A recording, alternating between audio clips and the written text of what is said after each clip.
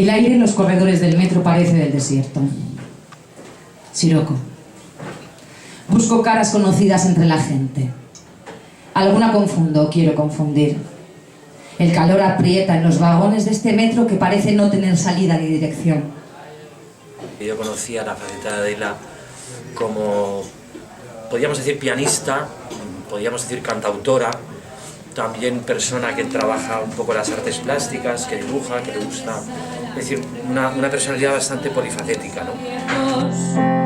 Es alga, peonza, es mar, no rincón, es eterno. Sombras de ojos que miran y no reconocen. Sombras de ojos ajenos corren por el pasillo de los sueños. Palabras y más palabras, palabras y más palabras, vacío en la boca. Lo que más me ha interesado es, que creo que resume todo, es eso que se llama papeles manchados. Papeles manchados quiere decir, de alguna manera, por raro que parezca, porque creo que tiene un gran temperamento y un ego fuerte, creo que en el fondo en Adela hay una humildad de base. Para ella, el hecho de escribir un poema es manchar un papel. El hecho de coger una lámina y, digamos, esbozar un dibujo, eso es manchar un papel.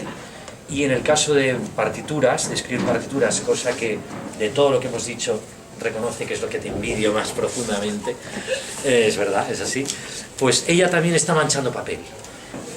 El tiempo en el amor no es el tiempo que existe fuera del amor. Entonces yo os invito a leer este libro con esta idea, un libro que a mí me ha gustado mucho las referencias geográficas estas que pones, porque es una especie de paseo, de diorama, de paisajes, y que yo creo que es un libro que está publicado al revés.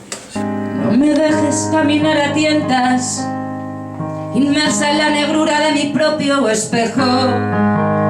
Necesito de tus manos, necesito de tus labios, de tu paso. Acompáñame.